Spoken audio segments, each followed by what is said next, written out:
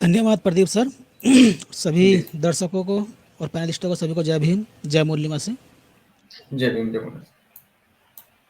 प्रदीप जी, मैं इसको ये बताने से पहले जो आपने मुझसे सवाल किया है, क्योंकि ये ऑर्डिनेंस फैक्ट्री बोर्ड क्या है, actually department of defence production, ये पूर्ण रूप से जो है मिनिस्ट्री ऑफ डिफेंस के हुँ, अंतर्गत आता था। और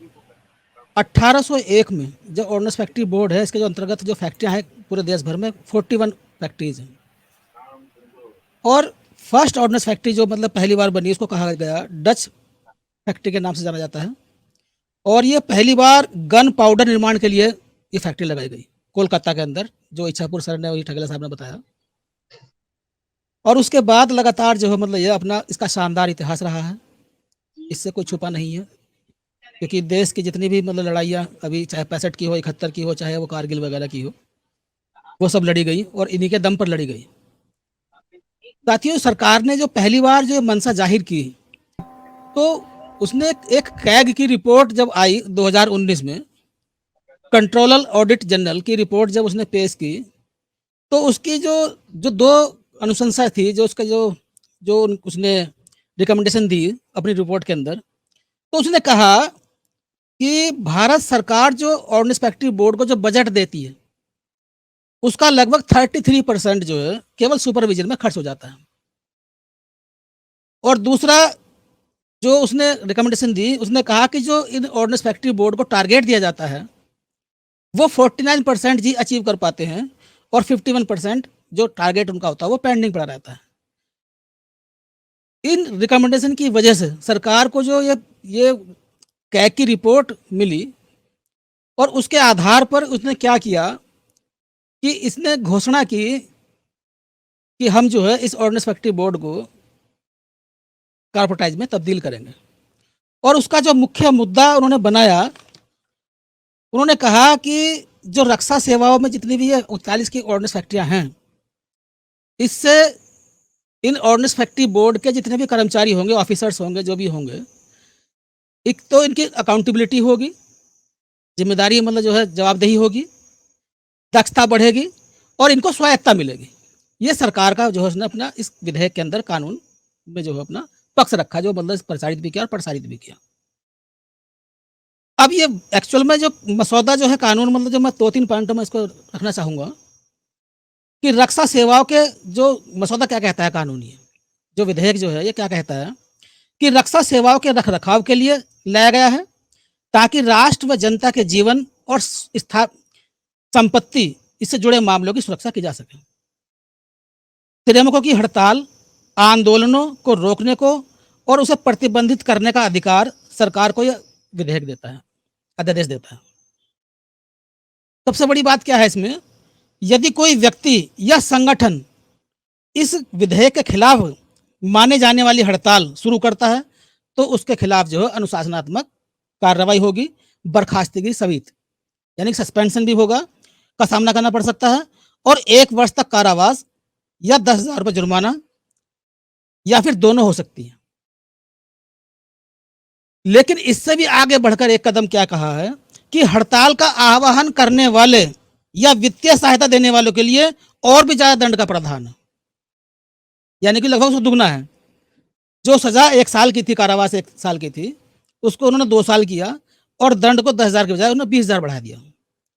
यानी कोई उसको हेल्प करेगा, चाहे फाइनेंशियली करे या उसको सहयोग करे हड़ताल के लिए, उसको जो डबल वो होगा। आखिर सवाल खड़ा होता है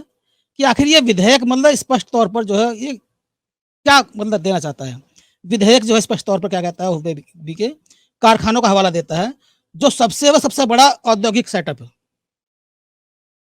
तो मैं ये कहना चाहता हूँ साथियों, क्योंकि अभी जो माना जा रहा है, जो प्रस्तावित, जो जिसकी वजह से उसका आखिर लाया क्यों गया, ये लाना क्या माना जा रहा है कि जब सरकार ने यह 2019 में के बाद, कैग की रिपोर्ट के बाद, और सरकार ने आयुध कारखानों को कंपनी अधिनियम 2013 के तहत पंजीकृत 100% सरकारी स्वामित्व वाली 7 कारपोरेट संस्थाओं में निगमित करने का निर्णय ले लिया। तो वो जो इस डिफेंस पूरे सेक्टर में जो रक्षा विभाग के जो ऑर्डिनेंस फैक्ट्री 41 फैक्ट्रियाँ थी, तो इनका जो महासंघ थे और संघ थे,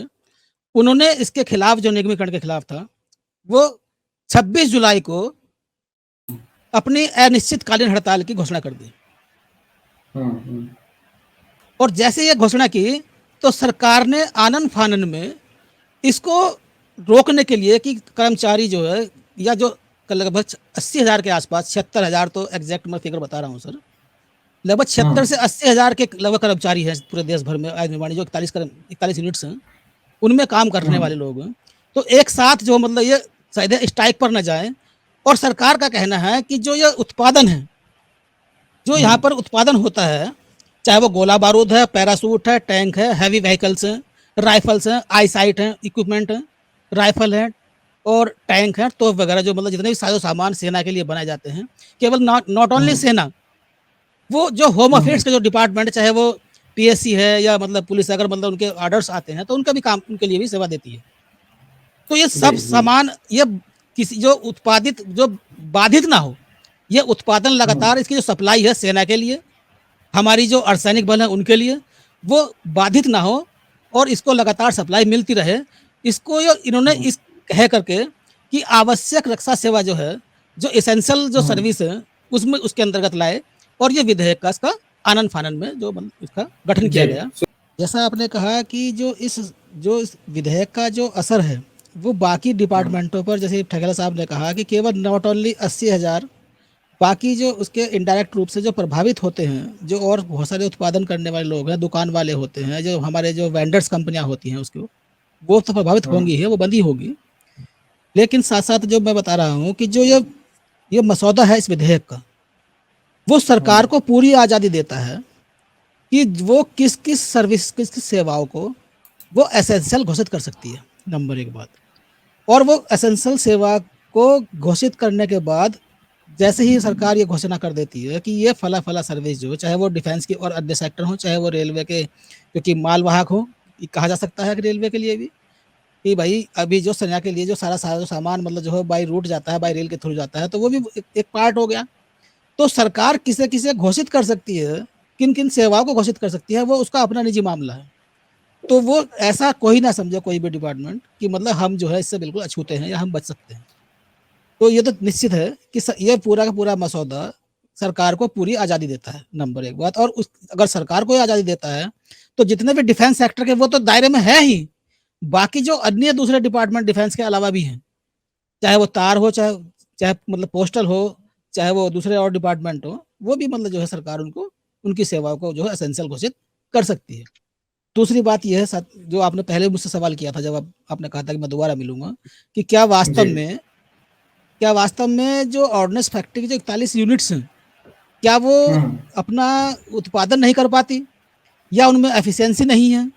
या जब भी उनको चेक किया गया, जब भी उनको पर टेस्ट लगाया गया, उनको परीक्षण लिया गया, तो वो कहाँ कितना खरा उतरती हैं। तो मैं ये बताना चाहूँगा, अभी ठेकेदार साहब ने जिक्र किया था कारगिल का, 1965, 1971 जितने भी हमारे अभी तक देश के साथ युद्ध हुए हैं, तो उस समय कोई प्राइवेट सेक्टर नहीं था इस क्षेत्र में, चाहे वो इम्पोर्ट किया गया या बाकी जो बचा हुआ सामान था, वो सारा का सारा जो है आयुध निर्माणी के जो हमारी यूनिट्स 41 जो भी थी, उन सबके कंधे पर ही सारे युद्ध जीते हमने। लेकिन सबसे इम्पोर्टेंट बात, जो ताज़ा उदाहरण है 1999 का, जो कारगिल युद्ध का जिक्र भी किया, तो कारगिल युद्ध 3 मई 1999 से 26 जुलाई 1999 तक चला है। तो मैं साथियों ये बताना चाहता हूँ कि इस दौरान भारत सरकार ने 29 निजी कंपनियों को कॉन्ट्रैक्ट साइन किया गया था। जो कहा ना कि 29 निजी कंपनियों को साइन किया गया, और उस पीरियड में जो अभी आप कह रहे थे कि क्या भारतीय आयुध निर्माणियाँ जो हैं वो कितना खरा उतरती हैं, क्या मतलब वो बाधित सप्लाई करती देती हैं, नहीं देती हैं, तो मैं ये बताता हूँ कि इन्हीं कर्मचारियों ने दिन रात लगकर 48 घंटे घर तक नहीं गए लोग, और वहीं पर आयुध निर्माण के अंदर रहकर उनको अपनी पूरी एफिशिएंसी के साथ, अपनी पूरी फिजिकली और बौद्धिक शक्ति के साथ जो है इन निर्माणियों की और देश की सेवा की, जिसके बदौलत ये जो है ये जो कारगिल युद्ध था वो जीता गया। दूसरा, इसके अपोजिट आप जाइए जो 29 निजी जो प्राइवेट कंपनी थी, उनको जो कॉन्ट्रैक्ट साइन किया गया था, कारगिल युद्ध खत्म होने के 6 महीने बाद वो बोलती है कि हम जो है आप सप्लाई दे सकते हैं। तो अब आप देख सकते हैं कि आयुध निर्माणी की एफिशिएंसी और प्राइवेट कंपनियों की एफिशिएंसी, आप इस पर सीधा अंदाजा लगा सकते हैं कि कौन बेहतर हो सकता है। और जब भी मतलब मौका देश को पड़ा तो हमेशा आयुध निर्माणियों ने इसको अपने वो हमेशा खरे उतरती हैं। दूसरी बात साथियों, ये बहुत सारी चीज़ें जो आज मतलब दिखाई दे रही हैं। तो आप सभी साथियों ने बताया कि भाई आज जो है ऑर्डिनेंस फैक्ट्री के लिए के नाम पर जो है ये विधेयक लाया गया है। लेकिन मैं इससे थोड़ा सा अलग हटकर मैं ये बात कहना चाहूँगा कि किसी भी दुनिया के किसी भी राष्ट्र या कोई भी देश हो, वो 3 चीज़ें होती हैं जो कभी भी प्रॉफिट मोटिव पर नहीं चली जाती। लॉस एंड प्रॉफिट मोटिव पर कभी नहीं चलती। रक्षा, शिक्षा और चिकित्सा, ये 3 मुद्दे ऐसे होते हैं। ये किसी भी देश के लिए एक्सपेंसेस नहीं होता, बल्कि देश के विकास के लिए इन्वेस्टमेंट होता है। क्योंकि हमारी रक्षा बिल्कुल सुरक्षित हाथों में होनी चाहिए। तो आप सोच सकते हैं कि क्या जो ठगेला साहब ने और दिवाकर सर ने कहा कि जो लोग जिनकी 33 साल की सर्विस है और वो जिम्मेदारी के साथ अपनी लाइफ को मतलब वहाँ पर पूरी ज़िंदगी भर तक वो सेवा देते हैं और सरकार के अंडर में होते हैं। ये 41 फैक्ट्रियाँ प्रोडक्शन सेक्टर के अंदर थी और वो जो लोग वहाँ पर काम करते हैं वो 33 साल तक वो बंधित हैं, जॉब करने के लिए हैं। लेकिन जो प्राइवेट कंपनियां अगर उसको बीच में भी अगर प्रॉफिट नहीं दिखाई देता, उसको लगता है कि ये लॉस हो सकता है,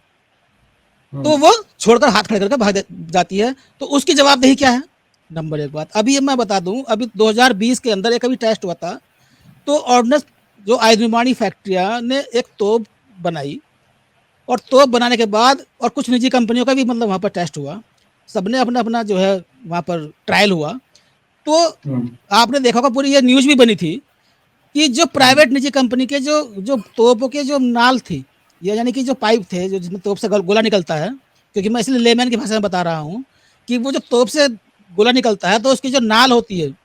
वो प्राइवेट कंपनियों के सारे फट गए, वो सारे फेल हो गए। वो बहुत सीमित दायरे में आपको जो है न्यूज़ सुनने को मिली होगी। और आयुध निर्माणी जब बना जो साजो सामान था वो जो है सफल हुआ। तो बहुत सारी चीज़ें जो है हम देखेंगे कि आयुध निर्माणी बोर्ड के जो लोगों के अंदर जो संशय है, अभी साथी आप देख रहे हैं कि जब हम ये बात पढ़ रहे हैं इस अध्यादेश के अंदर, तो हमारे जो माननीय रक्षा मंत्री जी हैं, हमारे जो प्रधानमंत्री जी हैं, बड़े दावे के साथ कह रहे हैं कि जो रक्षा सेवा में लगे हुए जो लोग जो कर्मचारी हैं, इनकी सेवा शर्तों में कोई भी बदलाव नहीं होगा। लेकिन वो केवल ओरल बोल रहे हैं, वर्बली बोल रहे हैं, ब्लैक एंड वाइट में उनको लिखित रूप में कोई भी ऐसा आश्वासन नहीं है कि जिससे मतलब वो संतुष्ट हो, कोई भी मतलब इस तरह का नहीं है। तो जो स्वाभाविक है उनकी कर्मचारियों की संघों की जो समस्याएं हैं, वो उनका जो डरना है वो बिल्कुल स्वाभाविक है। तो मैं ये कहना चाहूँगा इसमें कि लगातार जो सेना का जो साजो सामान है, कारपोरेशन बनने के बाद तो सबसे बड़ा प्रभाव पड़ने वाला है। तो आपने एग्जाम्पल सुना होगा, जैसे BSNL को 4G का लाइसेंस नहीं दिया गया और प्राइवेट कंपनियों को दे दिया गया। वो ये इंटरनल मामला रहा, लेकिन क्या बताया गया कि सरकारी लोग कर्मचारी काम नहीं करते। ठीक वैसा ही मैं आपको बता दूं कि आयुध निर्माणी कर्मचारी जितने भी हैं, जो स्पेशली काम करने वाले लोग हैं, मशीन पर काम करने वाले लोग हैं, एक हमारे यहाँ प्रॉफिट मोटिव पर काम होता है, वो अपनी वेजेस को उठाना पड़ता है। अगर वो कर्मचारी अपनी वेजेस नहीं उठाता तो उसको प्रॉफिट भी नहीं मिलता, और अगर जो वो उससे कम काम करता है तो उसकी सैलरी से उसकी वेजेस से काट ले जाता है। तो ये नहीं कहा जा सकता कि सरकारी कर्मचारी जो है काम नहीं करता। स्पेशली जो, क्योंकि मैं आयुध निर्माणी की बात कर रहा हूँ, तो कम से कम जो इंडस्ट्रियल एक्ट के अंदर जो लोग काम करने वाले लोग हैं, तो जो पीस वर्कर लोग हैं, तो वो किसी भी सूरत में अपना जब तक वो वेजेस नहीं उठाएगा तब तक उसको सैलरी नहीं बनेगी। तो ये एक अफवाह फैलाई जाती है कि सरकारी कर्मचारी काम नहीं करता। तो कंपैरेटिवली बहुत सारी बातें हैं। MNT न्यूज नेटवर्क को सब्सक्राइब करें, लाइक और फॉलो करना ना भूलें। साथ ही बेल आइकॉन दबाकर जन जागृति की मुहिम में जुड़े रहें।